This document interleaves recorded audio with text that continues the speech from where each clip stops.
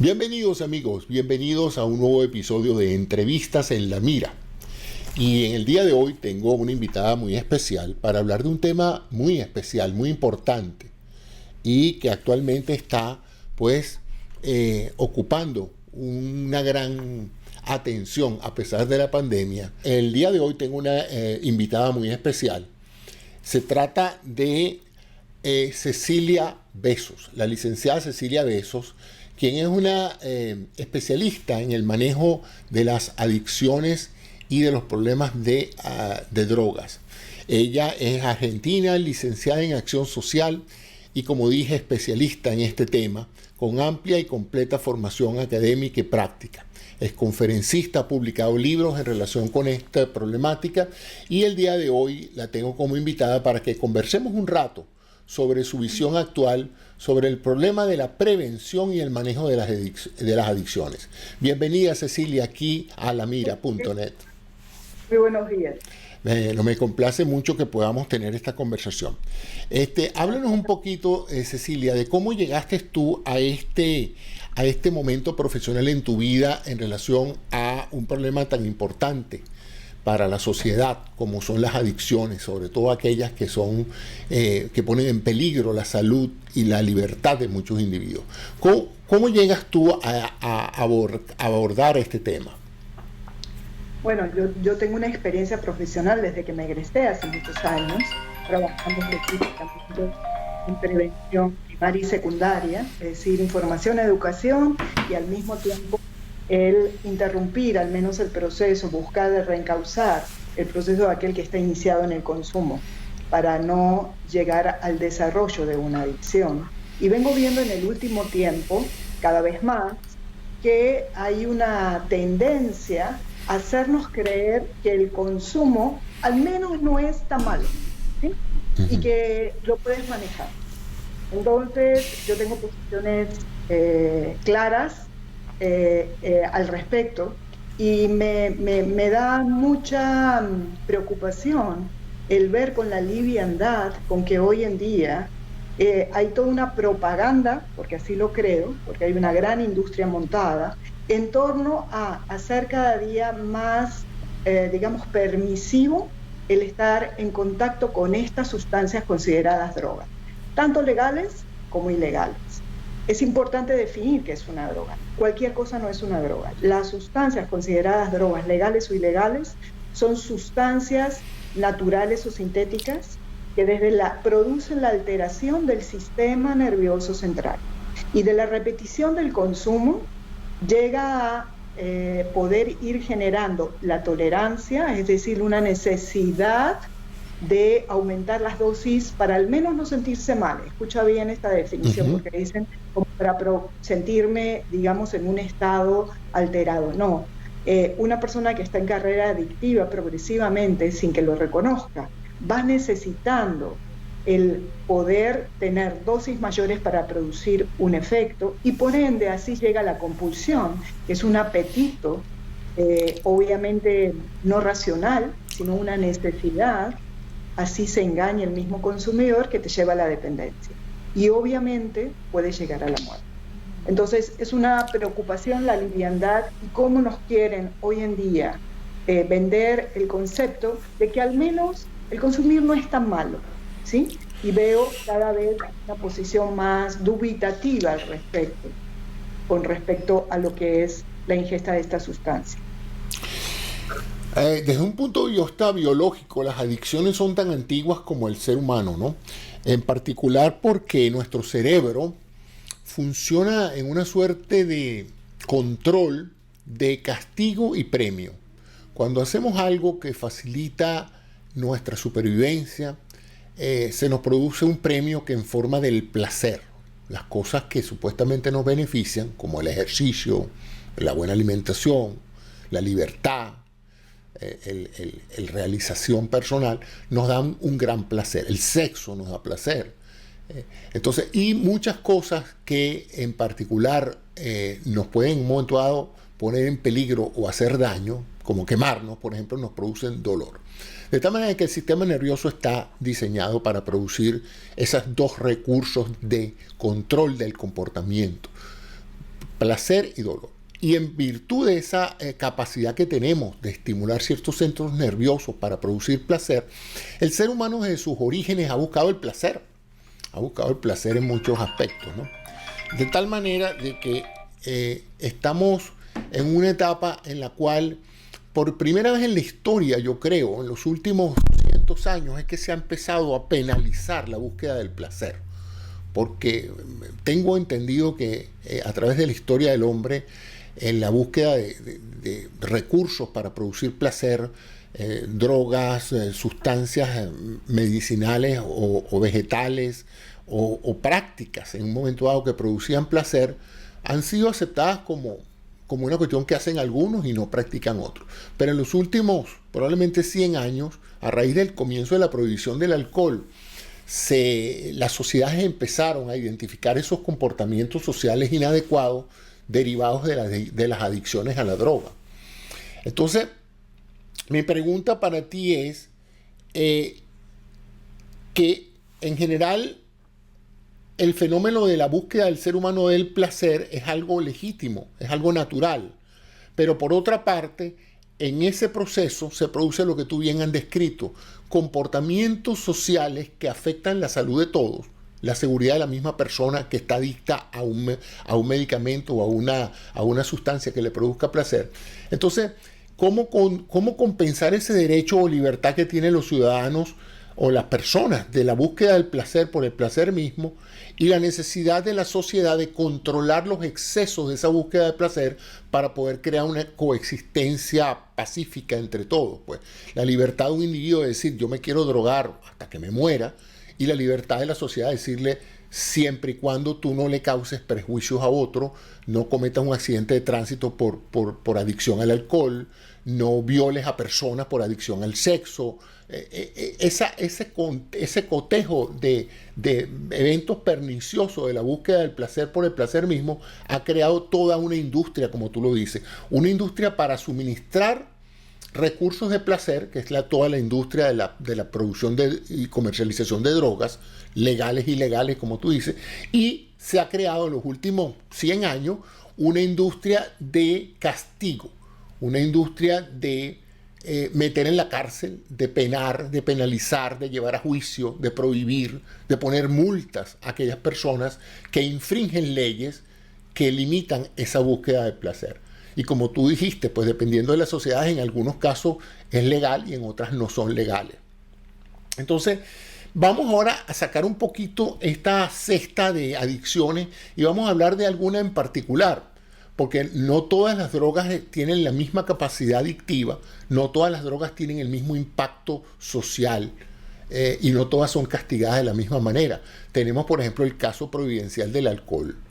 ¿Cuál es tu percepción sobre la droga que es probablemente la más dañina en términos de muertes, de afectación de personas que terminan involucradas en problemas delictivos debido al alcohol? ¿Cuál es la prevención que le puedes dar a una familia para evitar que sus hijos se vean tentados a la adicción al alcohol, por ejemplo? Que es la más accesible, porque en todas partes hay alcohol. Bueno, primero me gustaría expresar que si bien es cierto que el tema del uso de las drogas existe de que el mundo es mundo, normalmente esto estaba ligado a ciertos rituales con los que se buscaba un estado alterado para buscar la trascendencia.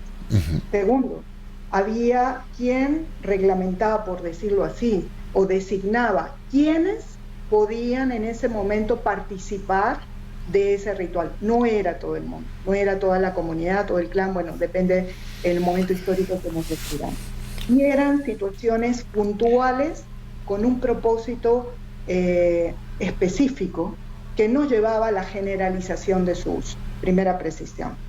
Segundo, para mí, y no me gusta caer desde mi posición, porque todo tiene que ver con el sistema de creencias sobre el cual estructuras tu vida.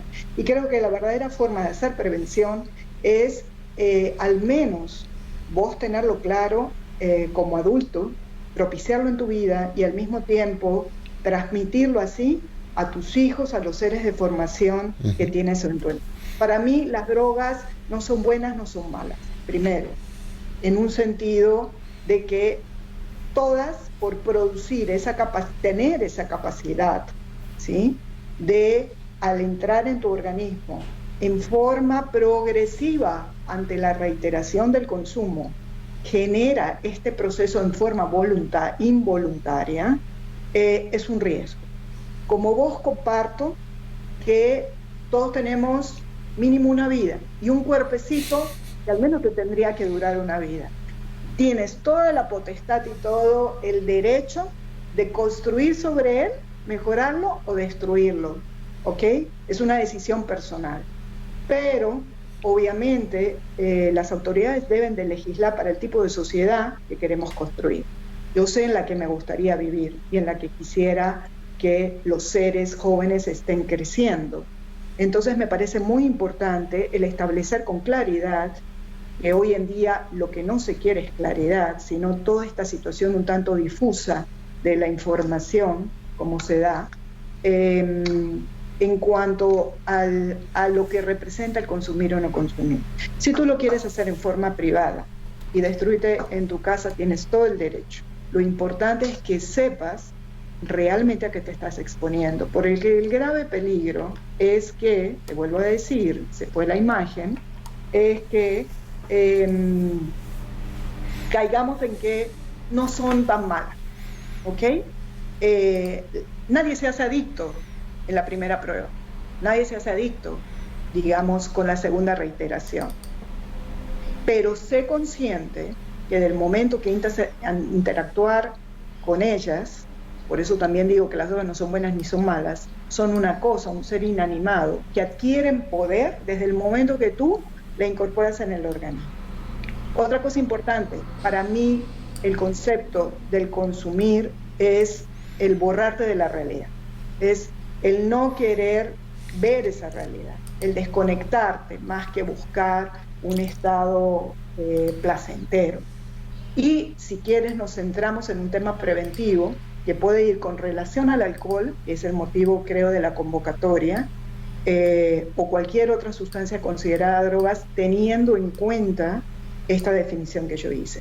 Tengamos en consideración que países como, por ejemplo, Holanda, que sería tema de otro programa, que no nos da para todo hoy, el legalizar o no legalizar y todo lo demás, pero por ejemplo Holanda, donde se legalizó, se convirtió en el primer país mundial generador de drogas sintéticas, ¿ok?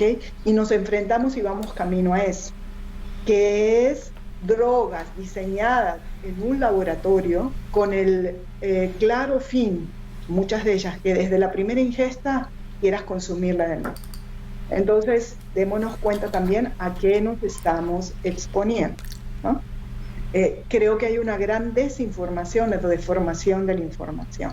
Me gustaría, con relación al alcohol y a las otras drogas, poder transmitir en una forma muy puntualizada, porque sé que tenemos un tiempo limitado, de aspectos que yo recomendaría a los papás a considerar. Con el alcohol, lo único que te puedo decir que los países donde de alguna manera ha existido un cierto nivel de efectividad y se ha medido qué ha pasado con relación a las tareas preventivas, se busca que cuanto más postergues la edad de iniciación al consumo de drogas legales, es decir, tabaco, que hoy en día está penalizado y como hablábamos nosotros, la moda cambió, y por ende hoy el que fuma es casi lamentablemente un enfermo, infecto contagioso, que no te me acerques que me puedes contagiar, pero en los años 70 no había película donde no salías con un whisky y un cigarrillo en la mano. ¿Es así? Es así. Entonces, seamos conscientes de cómo nos manipulan buscando otro tipo de objetivos comerciales sin lugar a dudas.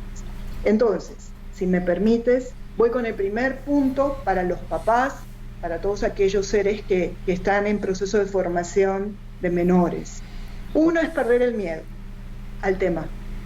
De ahí el nombre de mi libro, esto le puede pasar a usted o a sus hijos. Ninguno está exento, ninguna familia, porque hoy vivimos en un medio permisivo al consumo, propiciador de consumo. Así es. Todas estas cosas, ¿eh?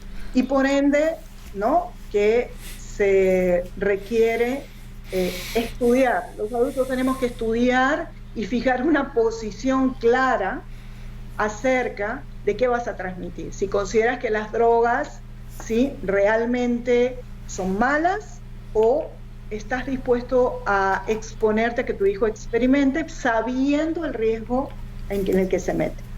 Eso ya es una cuestión personal, pero me parece muy importante el estudiar. Y otra cosa, saber la fuente de la información, porque hoy cualquiera se permite publicar y decir, pero cuando estamos hablando de cosas de salud, tú como médico y entonces especializada, entiendo que eres pro este concepto, saber la fuente, la base científica que tiene para hacer un tipo de afirmación. Eso es fundamental. Si quieres, voy siguiendo con los puntos. Sí, no, me interesa mucho porque lo que quiero es precisamente que las personas que nos están oyendo sepan de tus cursos, de tus seminarios, de tu libro, y les dé ciertos lineamientos. Yo tomé lo del caso del alcohol por el hecho de que es la droga más peligrosa que hay desde el punto de vista epidemiológico y la más disponible en todas partes, y es legal. Ahora tenemos el problema del cannabis, de la marihuana, y de cómo se está creando una industria alrededor de todo esto, con la excusa de la medicinalidad de la marihuana, pero en el fondo, en cierta forma, lo que se trata de buscar es un mercado más amplio que el que ya existe, que ya es enorme. Y fíjate que con lo del cigarrillo fue interesante, a través de una campaña bastante precisa se logró hacer menos cool, de menos moda que la juventud fumara, pero ahora están fumando las pipas esas electrónicas. Entonces pasaron de un hábito a otro, y ahora entonces tú ves a la inmensa cantidad de jóvenes vaping.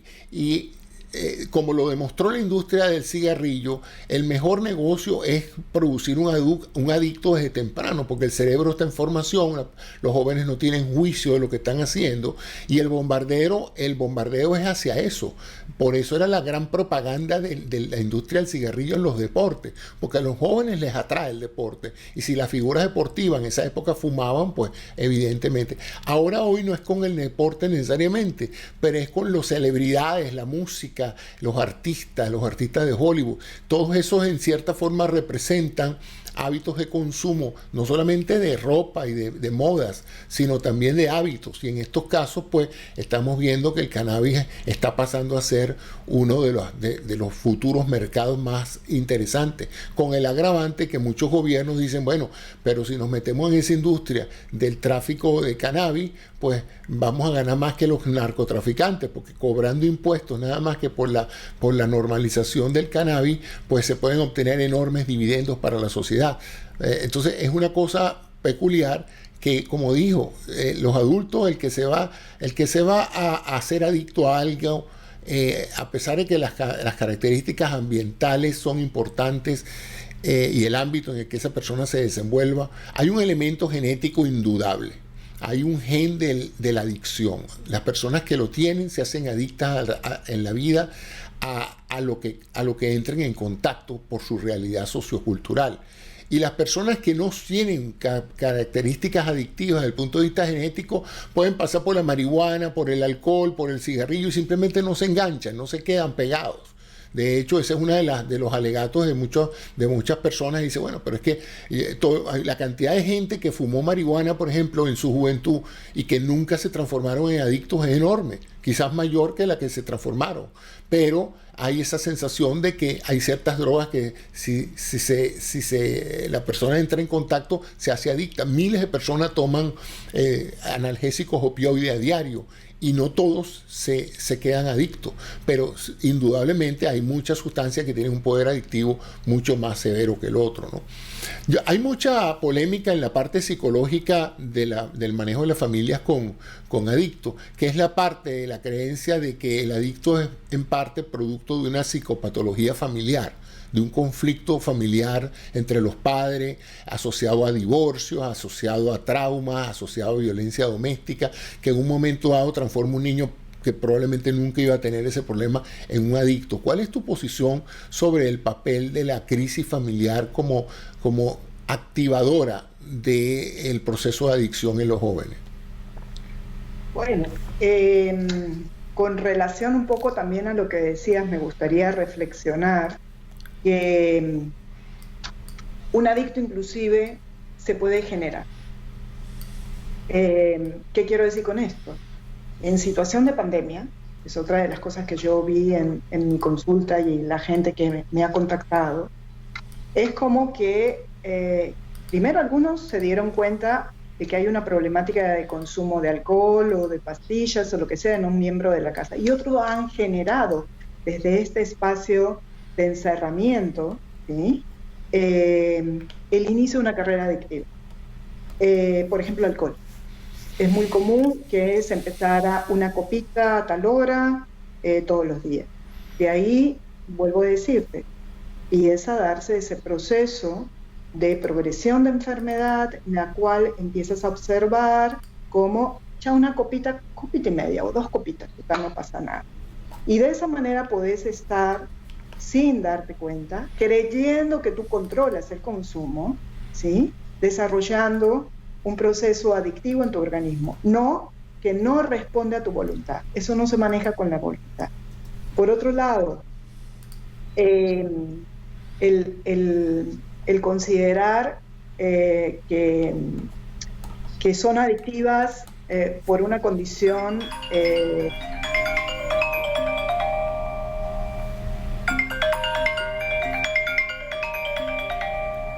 Ajá, sí, te oigo, te estoy oyendo.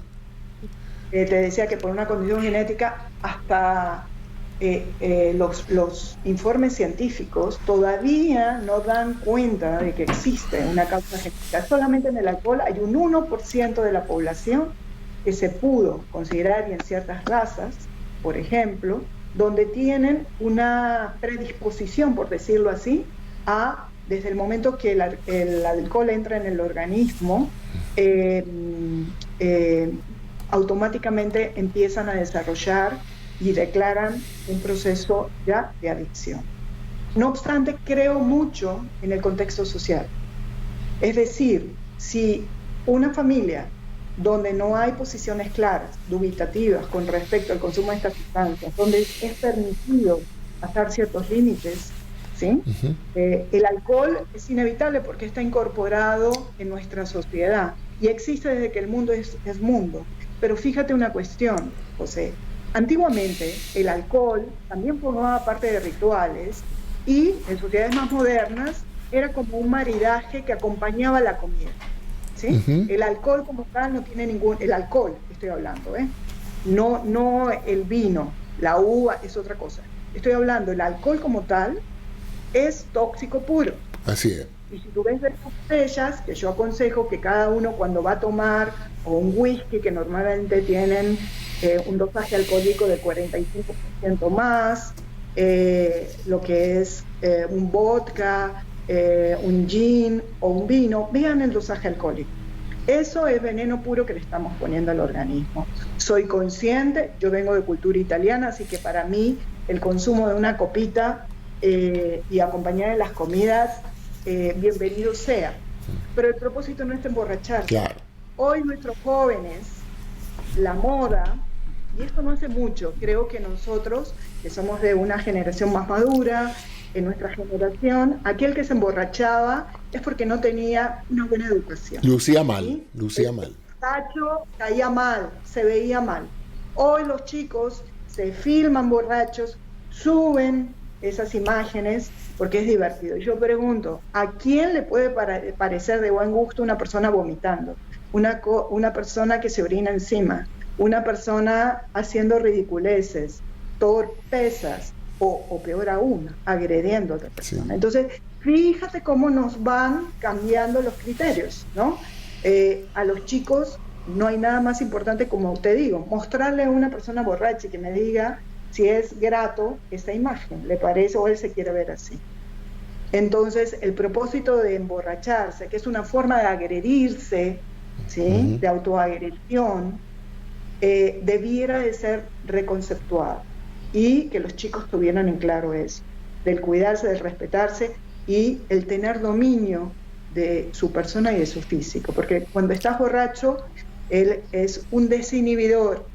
No es, si bien hay una primera etapa donde dicen que una persona se ve más simpática, más alegre, más divertida, más conversadora, más entradora. En realidad no es porque sea un estimulante, al contrario, de base, el alcohol es un depresor. El efecto principal que produce en el sistema nervioso central es la baja de. Entonces, lo que se expresa inicialmente es que desbloquea tus frenos inhibitores. Exacto. Entonces no te das cuenta qué está pasando. Si te vomitas, si es feo, si olés, si te orinas encima y estás ahí, si te caíste. Entonces eso es lo que pasa, la pérdida de conciencia. Y realmente creo que todo aquel que se respete y que se quiera y que realmente tenga un mínimo de estructura, no quiere perder la conciencia en cuanto a dominio de sí mismo, ¿no? Esto en criterio general. Me gustaría, si me permites, porque no quisiera quedarme en el punto, y cuando quieras volvemos a hablar de alcohol en un programa, otro de marihuana, cuando quieras ahí estoy, acá o donde esté, en cualquier parte del mundo, porque son temas que me parece importante, ¿no? Abordar. Tal vez un poquito más de profundidad. Pero volviendo al tema de los padres y el tema preventivo, dijimos, perderle el miedo al tema, estudiar sobre el tema, ver la fuente de la información para los temas de salud con base científica. El tema que es cómo se define una familia. Yo, empezando pandemia, fui a México invitada por la UNESCO a dar una conferencia para padres de familia como agentes de prevención. Y cuando preparé para esa presentación, lo primero que dije, hoy en día, ¿cómo definimos familia? ¿Sí?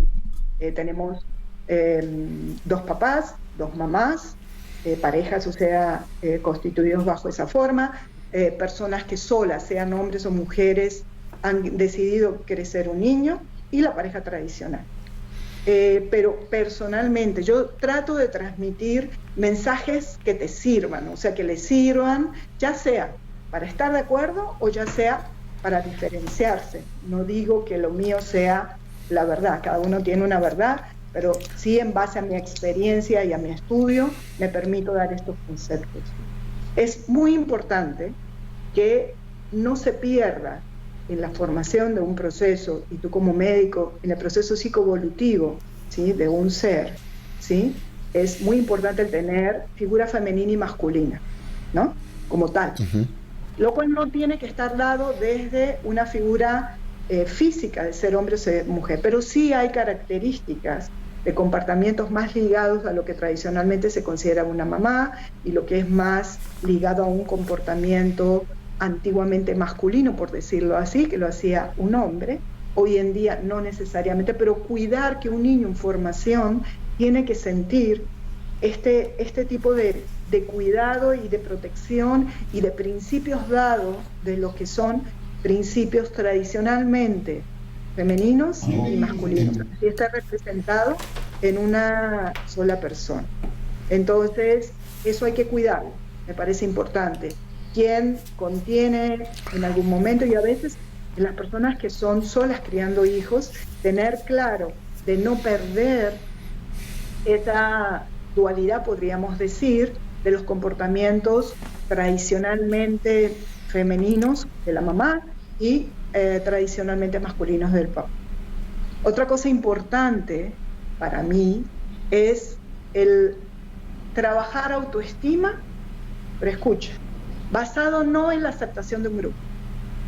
Hoy los chicos, y sabemos que los adolescentes, uno de los temas es, yo valgo porque formo parte de, porque voy con fulanito, porque hago lo que hace ese grupo que tiene, no sé, fama dentro de la sociedad, así sea que sea problemático o tenga comportamientos que, entre comillas, por ahí en mi casa no fueron tan aceptados o naturales.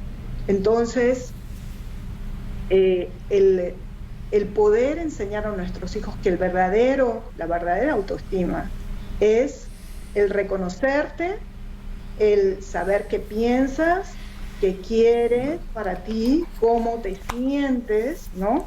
El pensar, el decidir, el entender, Y de esa manera, la capacidad de diferenciarte en un grupo, en vez de hacerte débil, te tiene que hacer más fuerte, ¿no? Por ejemplo, ¿sí? El tema de la frustración.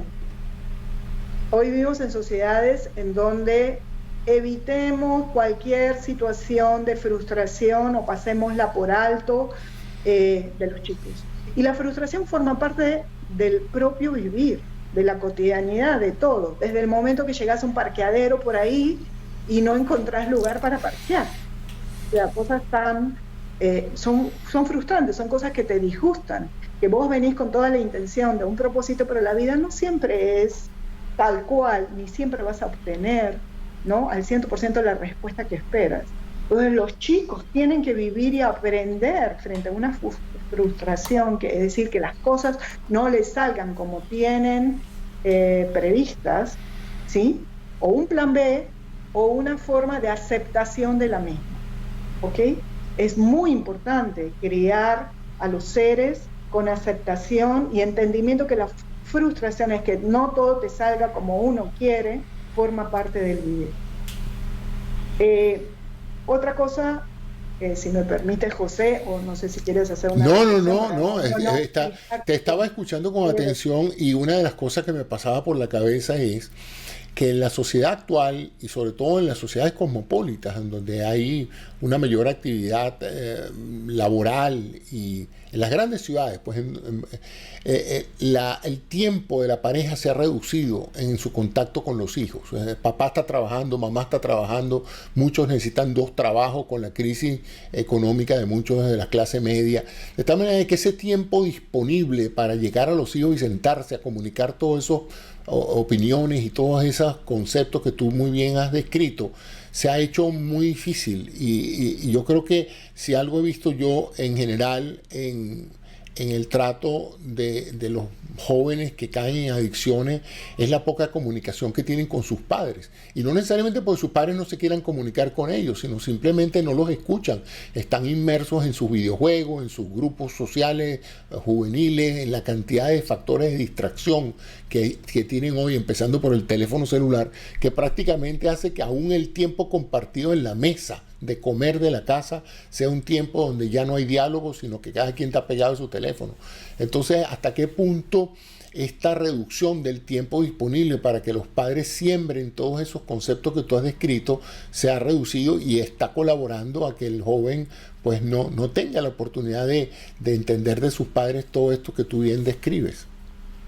Bueno, yo considero que si tú decides tener hijos, lo que pasa es que tener hijos no es solamente procrear, ¿ok? Ay, porque, bueno, estoy enamorada de mi pareja y quiero... No, es una responsabilidad que no tiene punto de retorno. Es una de las pocas cosas en la vida que desde el momento que las asumís es para siempre y te cambia la vida para siempre. Y esto es un mensaje de mi mamá que dice que hoy en día falta padres y madres. Es decir, no es solamente la calidad de tiempo. Los chicos necesitan presencia, los chicos necesitan compartir. Hay miles de justificaciones por las cuales que el trabajo, que las obligaciones, que las cuentas, lo que sea, no. Hay que poner, si tú decidiste en tu vida asumir esta responsabilidad, yo creo que no hay empresa más importante y que valida a un ser humano es como te salen los hijos. A pesar de que acepto de que hay una edad donde aparece lo propio, ¿sí? Porque fíjate, de tantos hermanos de una misma familia, todos salen distintos, ¿no? Pero la base común tenés que darla. Entonces, tiene que haber calidad de tiempo y tiempo. Vos hablaste de algo muy importante. Se ha perdido inclusive el compartir en la mesa. Cada uno está o en su celular, en su tiempo, en su computadora, no. Y esto también viene de una tradición italiana que me parece importante, que son punti fermi, como dice, puntos seguros. Los italianos decimos, para generar en la estructura de una persona, es saber que en ese momento es un momento de interacción, entre comillas, sagrado, en donde tenés que escuchar al otro, tenés que compartir, es un momento de reunión. Vos me decís que no hay tiempo, los mensajes que yo te doy, estos valores, no es que hay que transmitirlos de una forma verbal, yo lo hago así para que la gente lo entienda, pero hay tantos momentos de tu vida que a tu chico le pasó algo que no le gustó y que está en berrinche y está enojado, ese es el momento de actuar. Ese es el momento de hacer la reflexión. Pero tenés que, obviamente, ser consciente de que le está pasando cuando toman las decisiones, ¿ok? La idea no es tomar la decisión por él, sino enseñarle a pensar. Y en pensar es entender la situación y poder pensar bien, en el sentido que es pensar bien, es buscar aquellas decisiones que al menos sepas que no van a ir en contra de ti mismo, o que van a representar una autoagresión, o te pone una situación de riesgo en el cual lo tienes que tener consciente para estar más cuidadoso si estás en un contexto como tal, ¿no? Ahora, voy a contestar tu pregunta porque no quiero dejarla pasar, que era acerca, vos me dabas como una justificación de que las familias eran generadoras, entre comillas, un poco de esta situación que hoy en día tienen los chicos. Y te voy a decir, es cierto que si en una familia no hay estructura con estos valores, con estos temas que yo te estoy planteando, existe una mayor probabilidad de que el chico o bien te salga bien, por decirlo así, o en algún momento tenga más peso, por ahí lo que dicen terceros. Es importante que, vuelvo a decir, este tema sistémico, este tema de ejemplos, eso es otra cosa importantísima. No sirve el mensaje teórico si tú no estás dando ejemplo acerca de tu toma de decisiones y tus comportamientos. Es más, hay una edad de la adolescencia donde sabemos ya, cuando van como avanzando la adolescencia, está esa tendencia natural del adolescente a confrontar con el adulto. Y eso forma parte de su proceso evolutivo como una forma de diferenciarse, y es bien, es bueno. La cosa es la dosificación, ¿no? De cómo se da. Pero hoy en día, te aseguro que el 90% de los chicos que empiezan a consumir no tienen nada que ver más que con el hecho de querer probar, experimentar o estar interactuando en un grupo donde el consumo es algo permitido, algo que es más, tenés que vivir, ¿ok? Tenés que vivir porque forma parte del proceso, formar parte de, y esa es la equivocación. Si tú en el proceso de formación de tus chicos, que no es solo retórica, no es solo retórica, hoy en día en cualquier situación de película o de serie vas a ver que está presente el alcohol, que está presente el consumo y en muchos la situación extrema, ¿no? Entonces ahí puedes hacer reflexión, ahí puedes hacer formación. Importantísimo repreguntar a los chicos cuando estás viendo una cosa así, ¿sí?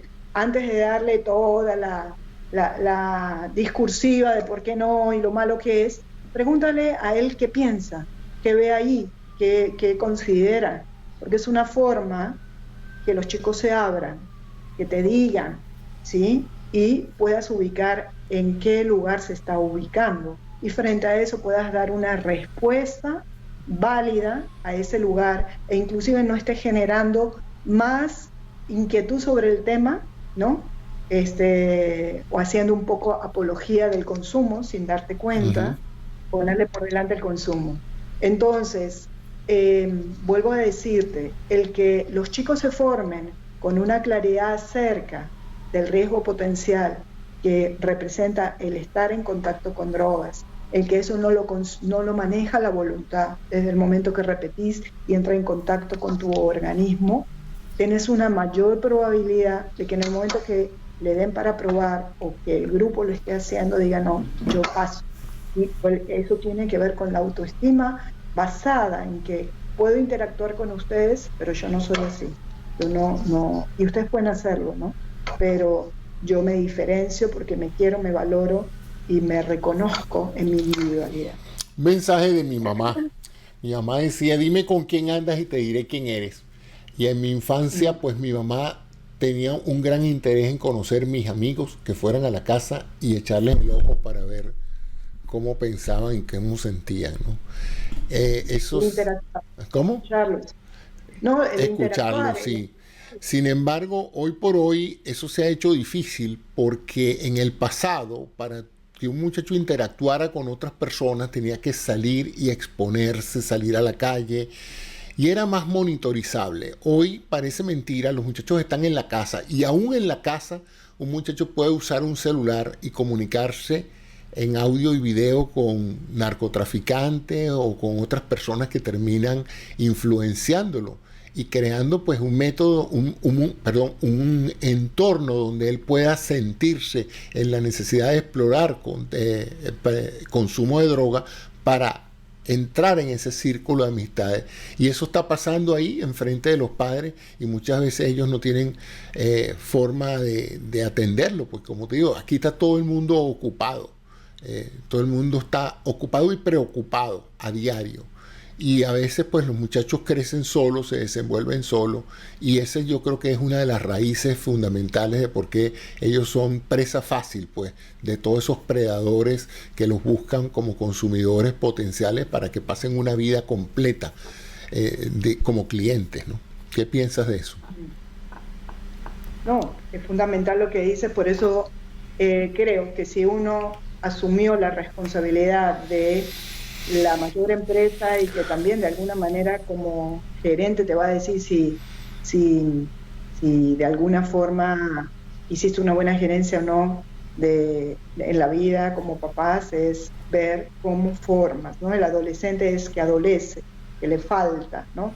Y en uno de mis videos, tú sabes que tengo un canal en YouTube en donde estoy permanentemente dando información de una forma simpática y entendible sobre estos procesos. Hablo de la necesidad de una planta, que le pongas una guía, ¿sí? Y un ser también, todo ser vivo, necesitamos de eso. Entonces, el que estoy ocupado, si tenés hijos, eso tenés que ver cómo te organizás, no sé, es un tema individual y sí se puede, ¿sí? Es cierto que hoy en día no es que la mamá como antiguamente estaba en la casa, ya sea por necesidad o por un tema de realización personal, pero la mujer ya, primero es que mandó a subestimar el rol de lo que es ser ama de casa, ¿no? Que creo en la palabra ama, es una palabra que no se considera, pero habla de la magnitud. Yo creo que el verdadero empoderamiento de nosotras las mujeres es el reconocer y valorizar cada vez más la feminidad dada por esta condición misma física y de sentirse mujer, que es maravillosa, ¿no? Y que nos da un poder en cuanto a la familia, al entorno, a la gente que convive con nosotros, que eso haría un poco percibirnos de una forma distinta desde lo que somos aquellas que nos sentimos mujeres y nacimos mujeres, desde ese rol, y no tenernos que parecer o tener una vida parecida como la del hombre, ¿no? Eso es fundamental. Para el cierre de estos consejos, dejé para al final, y no porque sea menos importante, pero sí quiero remarcar. Hoy en día ser padre consideran soy amigo de mis hijos. Los papás, son ejercicio de autoridad, no autoritarismo. Muchos de nosotros nos criamos quizás con la imposición, ¿no? El sí porque el sí, o el no porque no, porque yo lo digo, porque no, mamá. Eso no funciona hoy en día, y es entendible. Hoy las posiciones claras, el ejercicio de la autoridad, la puesta de límites, tiene que ser razonada, transmitida debidamente y fundamentada, porque de esa forma también está formando a los chicos para que piensen bien, para que empiecen a tener un ejercicio de pensamiento acertado. Pero los padres son autoridad y los chicos tienen que sentir que mientras están en un proceso de formación, vuelvo a decirte, no con el autoritarismo, ¿no? Hay que ayudarlos a pensar, a entender por qué en este momento la decisión es un sí o un no, basado en qué, para que ellos incorporen, eso es también prevención, ¿no? Formación, de estructura de vida, para que los chicos entiendan por qué ponemos por delante un tipo de fundamentación u otro y a qué responde, ¿no? Al bienestar, al cuidado, al no exponerse, a qué vivir situaciones que pueden representar el inicio de un problema mayor. Entonces, cuando digo que no somos amigos, quiero decir, es que no puedes tratarlos de igual a igual. Sí es importante el escuchar, el compartir, el escuchar razones, ¿sí? El escuchar fundamentos y trabajar con ellos en que se tome una decisión de la mejor manera. Pero los chicos necesitan sentir que hay una autoridad que en el fondo, ¿sí? Es un cuidado, es sentir que los cuidas. Hay muchos chicos que están totalmente a la deriva, donde a veces se comporta mal, tú lo sabes, para llamar la atención, para buscar la atención, generan problemas, situaciones de conflicto difíciles, ¿no? Con la finalidad de que un tercero, una autoridad los llame y reúna a los papás que estén presentes. Mi mamá, yo fui criada todavía en la cultura en donde te daban una palmada en la cola, que no te mataba, lo cual no estoy diciendo ni propicio eso, pero mi mamá decía que, y eso lo decía mi abuela, eso es un terrón de azúcar que te daba. ¿Cómo se entiende eso? Es que era una forma de hacerte reaccionar para algo peor que te podía pasar, ¿no? Entonces, no estoy propiciando mucho menos eso, pero a lo que voy es que a veces una puesta de límites, una decisión que va en contra de la posición de ellos y que busquemos que compren esta idea razonadamente, por eso hay que fundamentarla, ¿sí?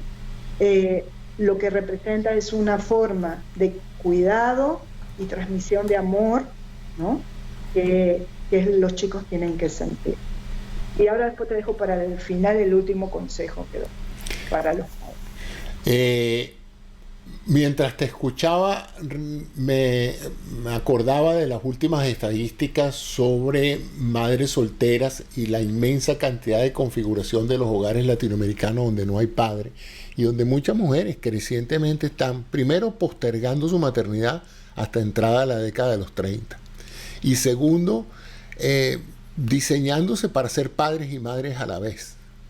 Entonces, ¿qué valor le das a esa hipercompetencia que está desarrollando la mujer en muchos países de enfrentar la decisión de tener hijos en forma única o personal, sin usando al hombre pues como un recurso de fertilización, pero más nada? Muchas no como propósito, pero bueno, terminan divorciadas tempranamente y de ahí en adelante pues el resto de la educación y la formación de los hijos depende enteramente de ellas fundamentalmente y con parejas ocasionales. Entonces se piensa que muchos de los desajustes que actualmente se tienen con esta tendencia de la juventud a las adicciones como un mecanismo de escape de la realidad cotidiana está derivado de esos hogares mal constituidos. ¿Qué piensas de eso? Bueno, yo sigo considerando de que como médico podrás también reforzar mi posición acerca de que un ser en formación necesita figura femenina y masculina. Hoy la figura, o sea, la familia tradicional, antiguamente el varón era papá, antiguamente la mujer era mamá. Hoy en día esto está replanteado y respeto la posición de aquellos que han optado por sentirse y elegir formar pareja de otra manera, como aquellas personas, ya sea porque se divorció o por una decisión personal. Yo tengo amigas que han hecho eso y es una cosa muy difícil, muy difícil. Además, si te recordás en el pasado, si bien una mujer, por ejemplo, cuando quedaba viuda, ¿no? Porque era más común que volviera y sobre todo compartir en la casa de su papá, su mamá o con un hermano, siempre había, entre comillas, por decirlo así, un papá sustituto, alguien que hacía de forma permanente. El tío. ¿No? Entonces, hoy tampoco existe eso. Por eso que aquel que decide otras formas de formar familia y de crear hijos, tiene que tener muy claro eso que te decía al principio, que hay roles, ¿sí? Típicamente de mamá y roles típicamente de papá, femenino y masculino, en la formación de un ser, que tiene que tenerlos presentes, es decir, es como que tiene que tener incorporado eso. O sea, ¿qué quiero decir con esto? Una mamá, porque quedó viuda, o porque se separó y el padre no está presente, ¿sí? Por su feminidad, estoy hablando de una mujer que se siente mujer para criar un hijo, ¿sí? Tiene que también desarrollar, por decirlo así, las características de comportamiento tradicionalmente masculinas en cuanto a autoridad, en poner límites, ¿sí? ¿Qué más? Depende si tienes un hijo varón o un hijo mujer, también considero que los mensajes son distintos y las atenciones.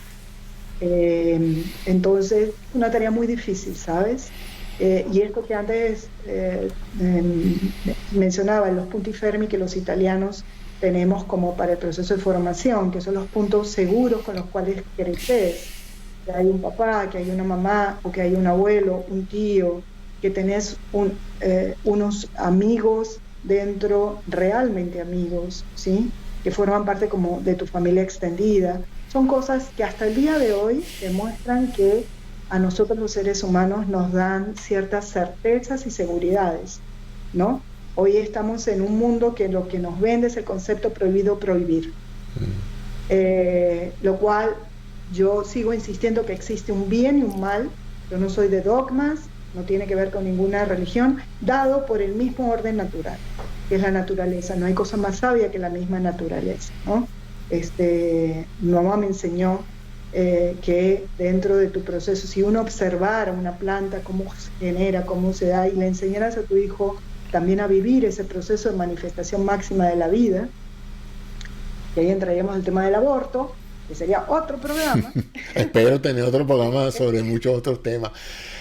Cecilia, y ya para terminar, ¿cuáles son esos signos tempranos, esos signos de alerta que todo padre debe disparar alarmas que lo hagan pensar que de alguna manera o su hijo está siendo más susceptible a tratar adicciones o ya está en un franco proceso de adicción a algún tipo de droga? ¿Cuáles son esos cambios en la conducta basado en tu experiencia?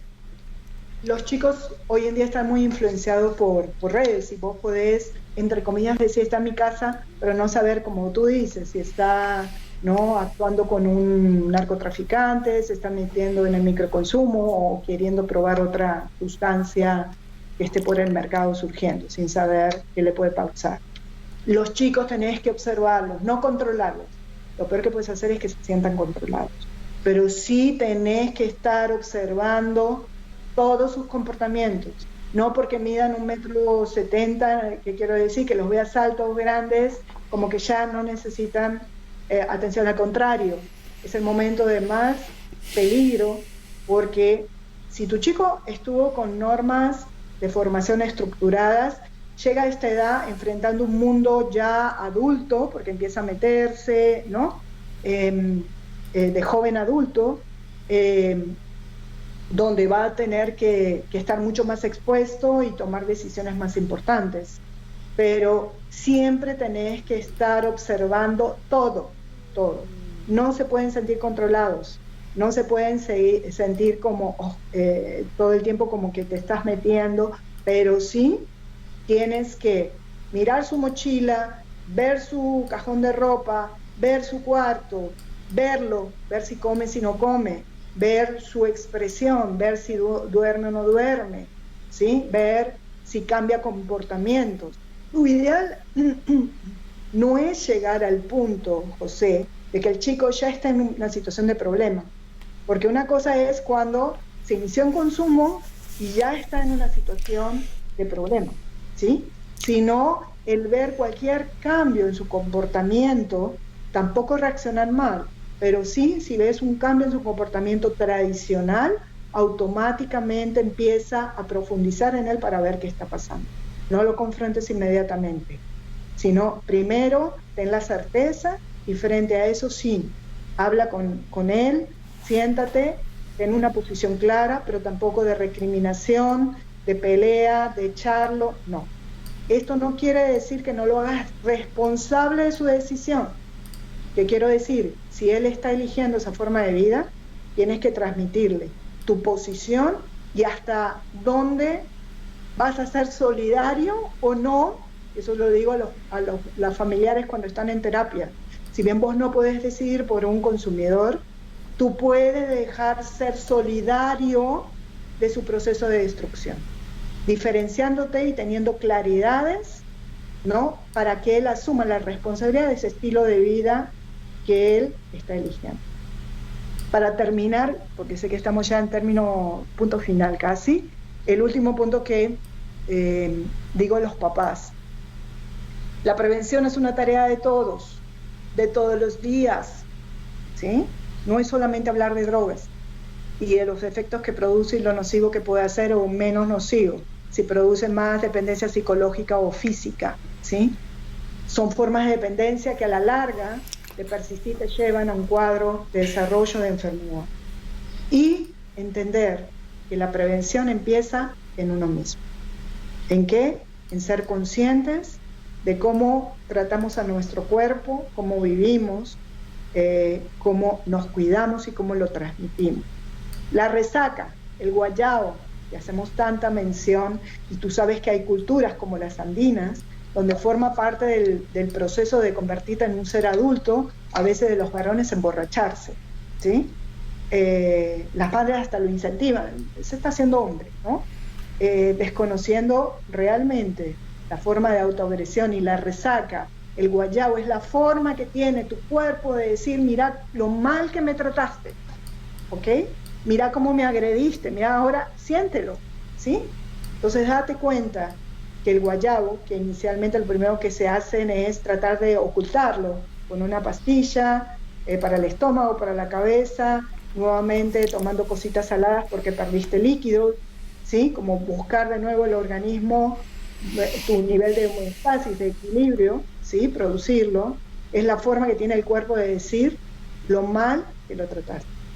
Y entendiéramos eso, creo que lo pensaríamos 2 veces antes de llegar al límite de la borrachera. Bueno, me parece excelente esta conversación, Cecilia. Espero que tengamos muchas otras sobre diferentes temas que tú abordas con gran facilidad. Para aquellos interesados, pueden saber más de ella a través de su sitio web ceciliabeso.com.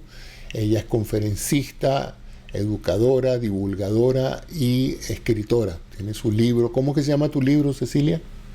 Y si me permite, José, te agradezco pasar esa información. El libro se llama Esto le puede pasar a usted o a sus hijos. Se puede comprar, puede llegar a tu casa a través, en cualquier parte del mundo, ¿sí? A través de www.buscalibre.com.co/libro Esto le puede pasar a usted o a sus hijos. Y en mi página tienen la posibilidad tanto de averiguar por el stand-up no comedy, que es una forma no tradicional de conferencia que se transmite a través de monólogo, ironía típica argentina, cinismo un poco, que no me puede faltar. O sea que es una forma pícara a veces, simpática de hablar de estos temas tan difíciles, ¿no? Emocional en la historia de adicción. Y también la consulta virtual, ya sea porque quieres iniciar como consumidor con la familia o solamente la familia, el pedir ayuda e iniciar un proceso, vuelvo a decir, de cómo sanarte de la adicción al adicto, porque la familia se vuelve adicta al adicto, o el mismo consumidor también pedir consulta, ahí pueden hacer. Así que te quedo muy agradecida y bueno, invito también que me sigan en YouTube, que es Cecilia Beso, Instagram, @besocecilia, donde están todas las cápsulas preventivas, todas las reflexiones, las frases y próximamente voy a abrir un grupo que se llama Yo Me Quiero, que es para que una vez a la semana estemos en contacto con la audiencia en forma directa. Quedo muy agradecida, José, por esta oportunidad y bueno, ojalá que hayamos aportado un granito a aquellos que están en proceso de formación de jóvenes. Yo sé que sí y espero pues que aquellas personas que tengan problemas con este tipo de situaciones familiares te consulten y aprendan mucho de tu gran experiencia en asesorar a personas en el mejor manejo de estos problemas. Muchas gracias, Cecilia, te deseo un buen día, sé que estás de paso por aquí, por la Florida, y espero contar contigo para nuevas entrevistas sobre otros temas que yo estoy seguro que serán de interés. Bueno, gracias amigos por esta oportunidad de sintonizarnos y los espero en un próximo programa de Entrevistas en la Mira. Muchas gracias y hasta un próximo programa. Hasta luego.